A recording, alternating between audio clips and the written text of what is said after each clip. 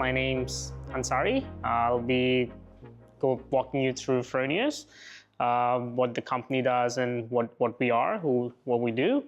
So Fronius is a company that is based in Austria. The company was founded in 1945 by a person named Günther Fronius. After the Second World War, Mr. Günther Fronius found an opportunity in Europe where battery charging was making a lot of sense. So he manufactured a device that could charge the batteries and keep the life of the battery for a longer time. That's where the whole company started from. And then from there onwards now, we operate in more than 150 countries worldwide, with having offices in more than 28 countries, 32 countries in total. The countries where we don't have our offices, we have our sales partners. Let's say, if I give you an example of New Zealand, we don't have an office there, but we do have 2 sales partners that works for us in that region. So what do we do and what we are expert of? We are an expert of power conversion. That's what we do. We have 3 business units. One is the solar energy, one is the perfect charging, and the third one is the welding machines.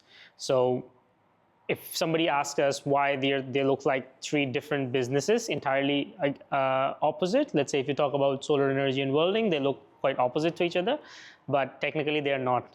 If you go into the engineering side, it's just like conversion of power. So in the welding, what we do, we take the AC power and we convert that to DC, and from there, that's how the heating rod works. Whereas if you talk about the solar, we take the DC power and we convert that to AC. So we're actually just still doing the conversion of power. It's a different field, but that's what we are actually doing. The company relies on 3 basic principles, that is people, profit, and the planet. We need to make sure that the people that work with us and that use our products are well kept. We need to make sure that the business is profitable, because if there's no profit in the business, it doesn't stay a business. And the most important is the planet. We need to make sure that whatever products we manufacture should serve the earth, because that's the most important thing. We have our manufacturing facilities in Europe. Since the start of the company till now, each and everything that we do, we manufacture it in Europe. Even the component sourcing of the products, we rely mostly on European manufacturers. Let's say if you talk about smaller capacitors or let's say even the smallest parts in the inverters that are sourced from European manufacturers. Only our reliability on products that are outside Europe is very minimum. So we don't really rely on manufacturers that produce products outside of Europe. So these are some of the factories that we have.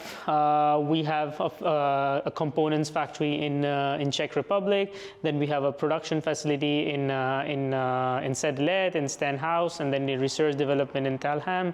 And then in Pattenbach, there's a welding machine factory. And then the head office is in Wels, in Austria. They're all based in Austria except the Czech Republic one, which is kind of, let's say, 4 hours drive from Austria. We just recently hired 1,300 new employees in our R&D factory and other businesses to make sure that our product stays up to date and new products come into the market. We invest a lot of time in developing our products, starting from the very basics. Like all the products that are outside in the market, we take its data, we try to figure out what's going wrong in those products and try to improve them to make sure that the next product that we manufacture, it's actually better than the one that was produced before. So we spend a lot of time in collecting data and to make sure that the product is well suited for the market.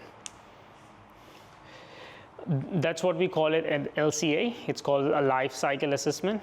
what we do in the life cycle assessment is that we see what is the impact of the product onto the environment during its whole life. So starting from the sourcing of the components, like where do we source the components from, what is the carbon footprint emission when we buy those products, then how about we produce them, what is the effect of that product on the environment when we produce it, and then what will happen to the product when it's on the field. So let's say if you install an inverter today, what will happen to the inverter after 20 years when it dies?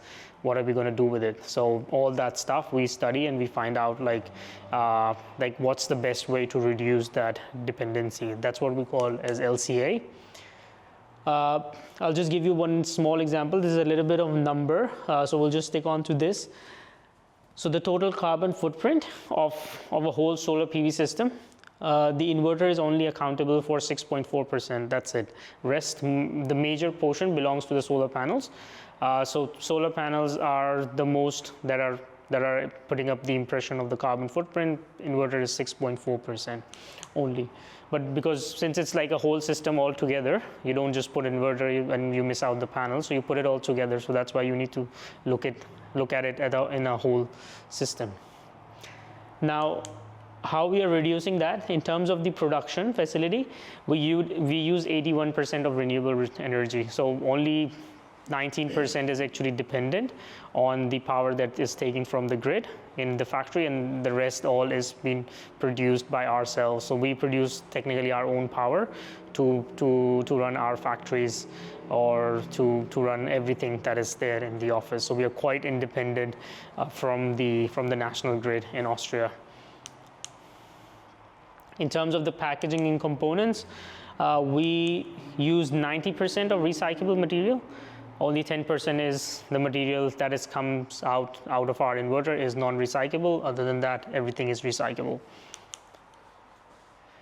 In terms of the transportation, we reduce the carbon footprint by 27% by not using air freights. We like to keep the transportation on sea and land as much as possible. Even from sourcing of the components, we don't use air freights at all. We like to do everything via land and sea transport. This helps us to reduce the carbon footprint as well. And last and the most important, in order to make sure that the product runs successfully, we manufacture everything in Austria. Why we do that is to make sure that everything stays under one roof, and that's where we can control the quality. If we move our factories to other parts of the world, then it will be very hard for us to really understand how to take care of the quality of the product, because they're more or less independent. That's what we want to do. Like, we want to keep more control on the product.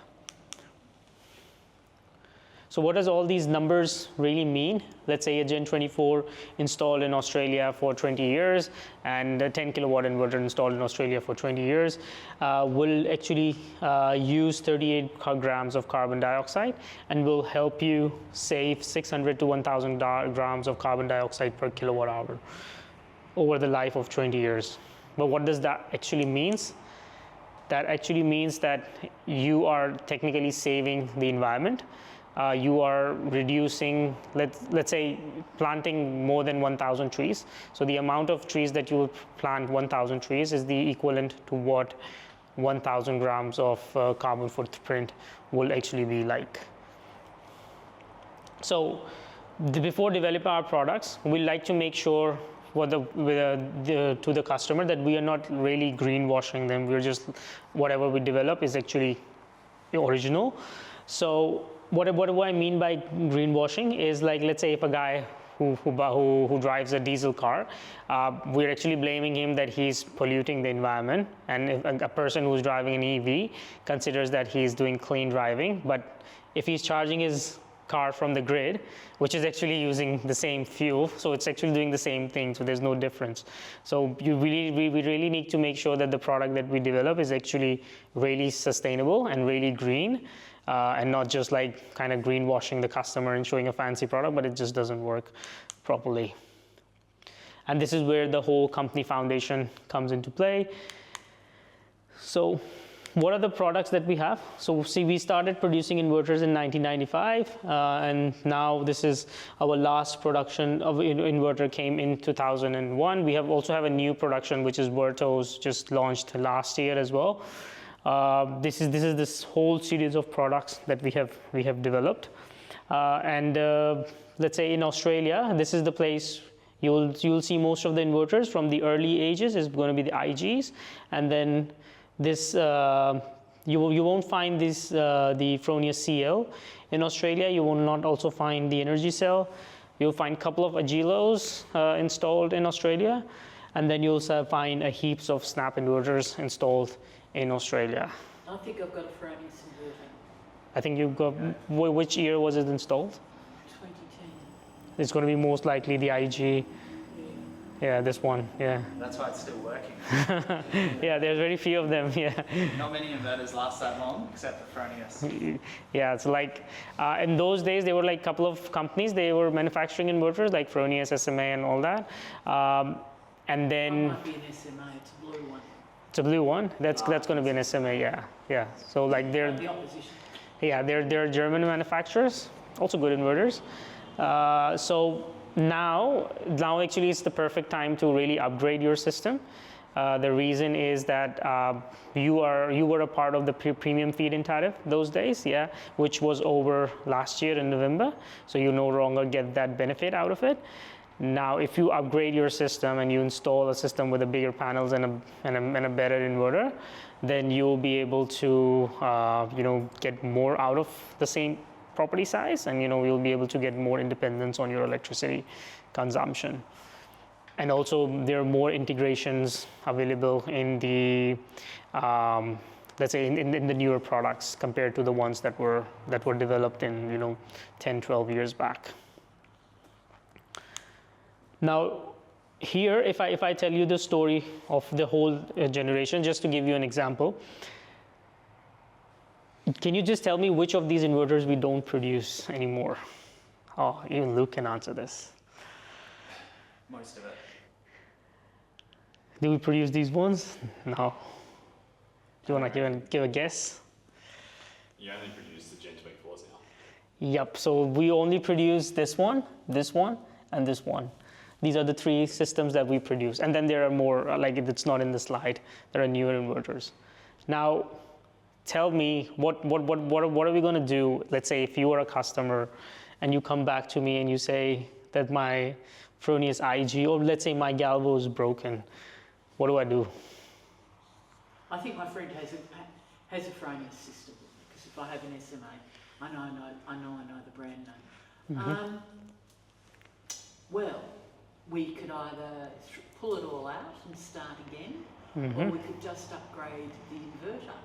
Yes, true. So you have two options, either to just scrap everything and put a new one, or you upgrade the inverter. Now, when we talk about scrapping the inverter, meaning that you need to change all your solar panels, you need to change all your inverter, you need to change all the wirings that's been done, because it's going to be a newer system, new string layouts, new types of panels, everything's new. So it's like completely old system has to be taken off, and then you're going to put a new system. Now, if you're doing this, let's say, where is that ROI that was promised to you when the project was sold to you? Because that was actually sold to you for 20 years. Well, I mean, I'm only paying $50 a quarter for electricity, Mm-hmm. so it's $200 a year. So presumably the inverter's only $150. Mm-hmm. Yeah, so like now, the thing is that... Zero. So now the thing is that, so you have, it's like you have two options. One is like you completely change the system because the inverter is no longer produced, or you're going to change the inverter.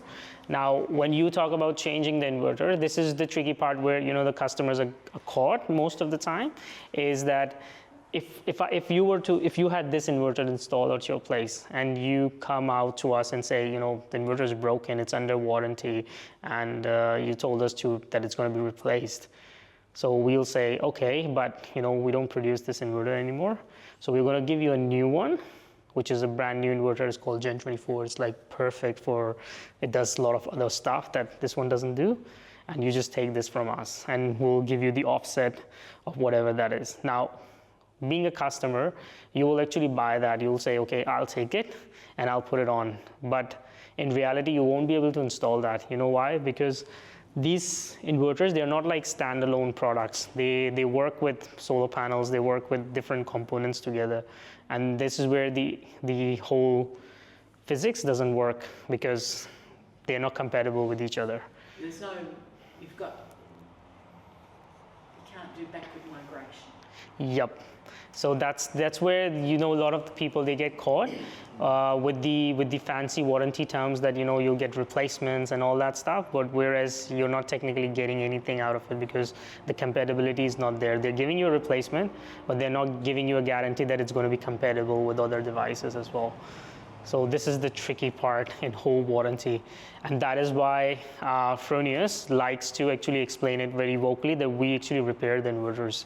If you have an inverter at your premises that's broken, we'll actually fix it for you. So to make sure that it runs again. So this is where we are unique than the rest of the people in the market. And how do we do that? I have other slides. I'll explain to you that in those slides. So what products do we develop now?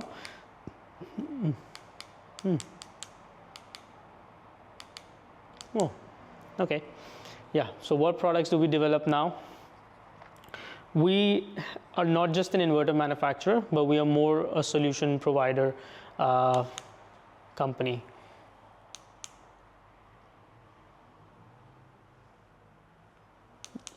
So we manufacture products, not just an inverter, but to provide solutions on different things in the house. Let's say for the HVAC, for the charging of the car, for storage, for heating. So all these kind of things that we provide with the company. How could you use Fronius for heating? Yeah, I'll explain you that in the coming few slides. Yeah. Okay. So what basically two types of residential inverters we have. We have a single phase inverter and a three-phase inverter. So the properties that are using a single phase connection, they use a single phase inverter, and the properties that have a three phase, they use a three phase inverter. So there are two different types of inverters we have. The power classes for single phase starts from 3 kilowatt and goes up to 10 kilowatt. And the power classes for the three phase starts from 3 kilowatt and goes up to 12 kilowatt in total. So like you can install an inverter of 12 kilowatt on your premises. Comparing that with the older inverters that was installed in 2012, 13, 14, they were 2.5 kilowatt, 1.5 to 2.5. Now you can actually install a 12 kilowatt one, so it's like your times more than what you can do. Yep. All the inverters in Fronius, they come with a special feature called PV Point. What is PV Point is that even if you don't install a battery with your inverter, you can still have power out from the inverter even when there is no grid available. So let's say if you have a grid outage, and then you can basically take up to 3 kilowatt of power from your inverter even without having a battery to it. That's quite a unique feature that Fronius has on its inverters. Also, what you can do with the inverters is like you can increase your self-consumption, meaning that if you have other devices in your house, you don't want to export your electricity to the grid, you want to use it all by yourself, you can actually do that by using our relay function, where you can connect different products to it and turn them on and off based on that if you have an extra electricity available.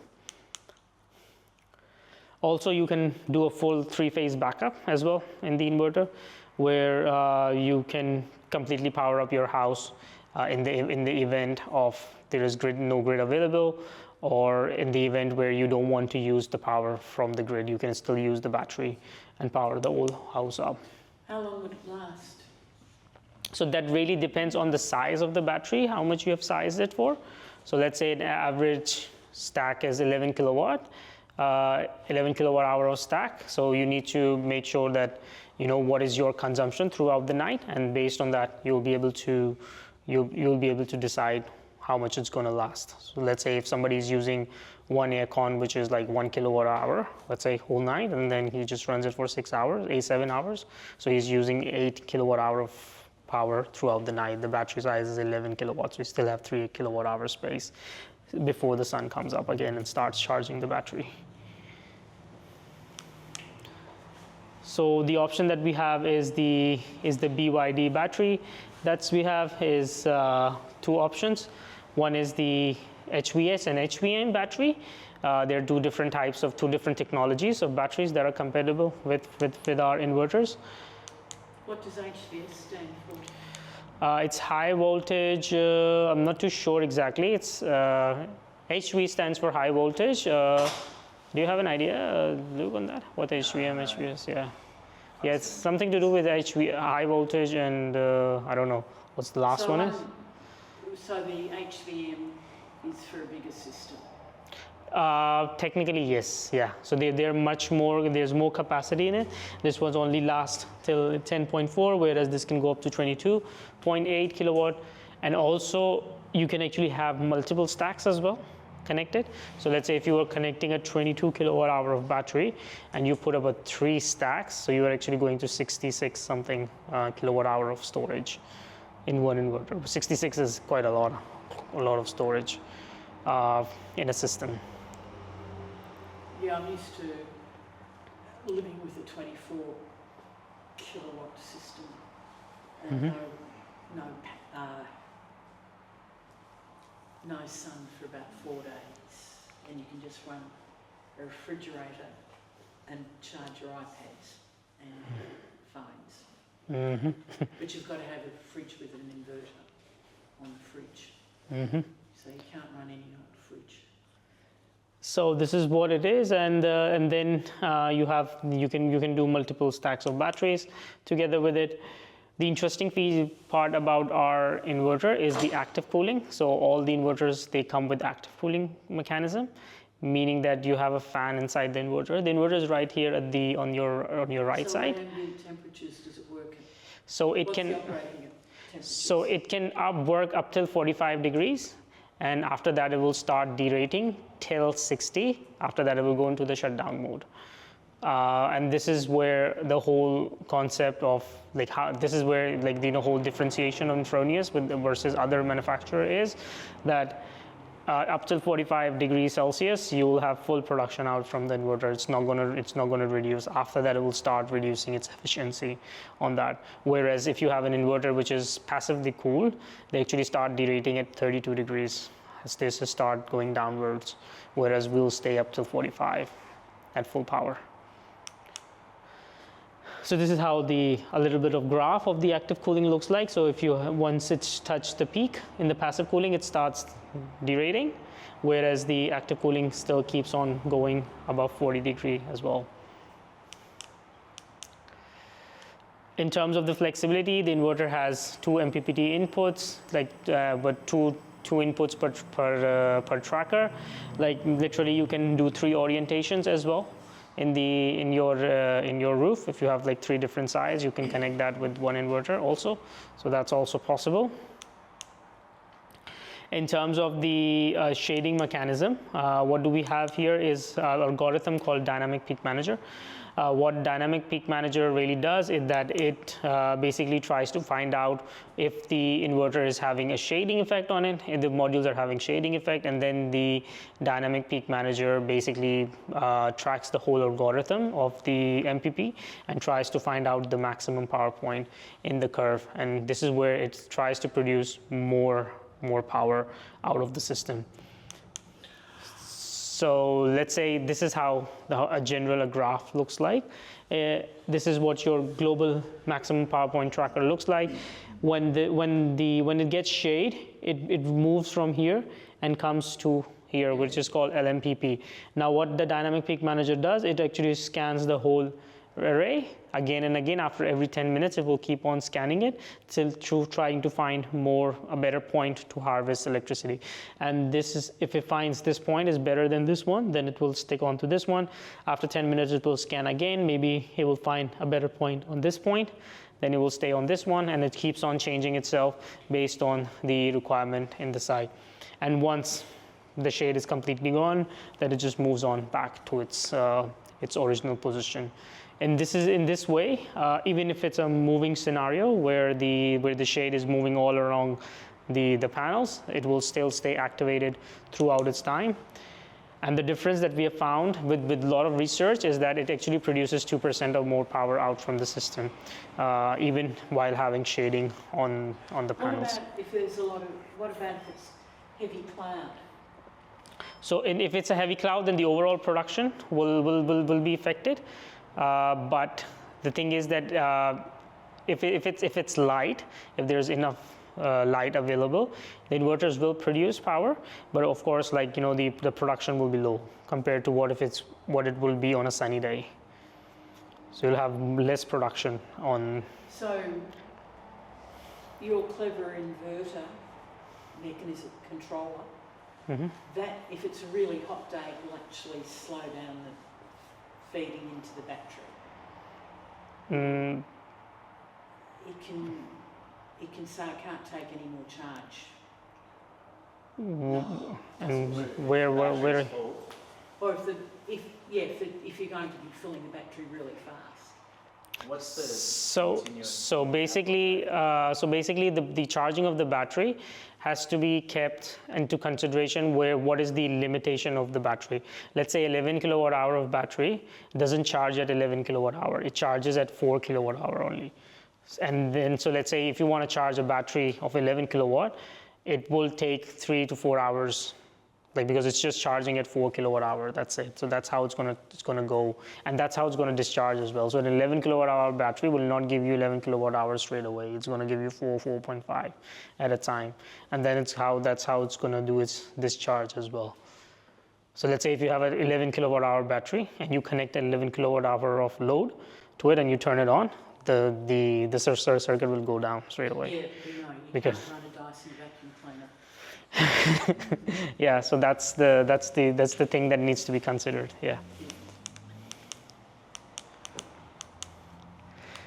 And then what comes in the inverter as well is the solar web monitoring. So all our inverters, they come with the monitoring platform, meaning you can monitor your system, you can see how it's performing, what's happening, where the electricity is flowing through. All that stuff can be monitored onto SolarWeb app.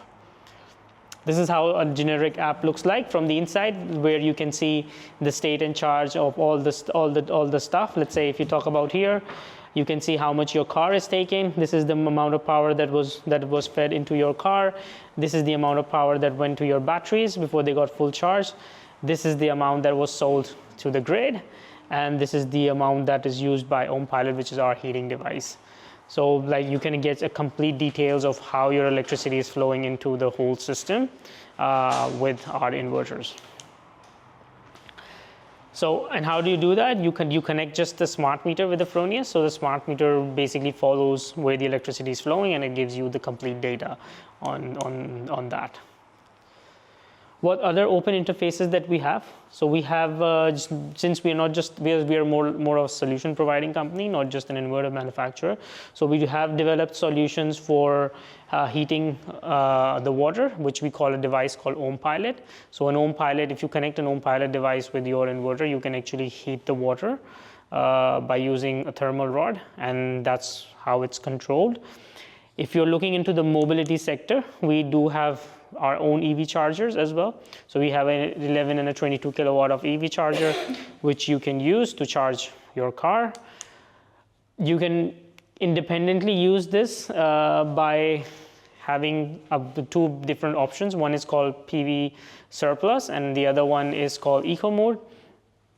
What happens there is that in the PV surplus mode, if you have more solar power available, it will actually just put all the power into the car without sending that to the grid. So this is where, you know, the importance of having Fronius EV charger comes. In terms of the servicing, so we have one of the fastest servicing available in the market. And when we talk about faster servicing, it means that we have actually a local repair facility in Australia, in Melbourne. This is the address of the repair facility. So any inverter that gets, Yeah, not so efficient. So impressed by that. Solar panels hanging horizontally off the building. Oh, yes. Yeah, fascinated. So yeah, and so basically, if your inverter breaks down, whatever happens to it, we're not gonna throw it, or we're not gonna ask you to get a new one and all that stuff. We are actually gonna repair it for you if something goes wrong to it, even if it's your fault, even if it's a warranty case, even if it's a warranty case, you get another one. But if it's your fault, if something went wrong by the consumer, they can still get their inverter repaired, and they can just literally walk into our office and just give the inverter themselves, or like come to us and tell them that, you know, this has gone wrong to our system, and we will help them out. Also, let's say if you've got a system installed by a company that is no longer operational, you can still reach out to us and we will help you find the right company that can work for you. Because we do have a whole network of sales partners all across Australia, and then we can actually assign you another company and saying, okay, you can reach out to them. This is the contact details, this is the email address. You can talk to them and get this thing sorted out.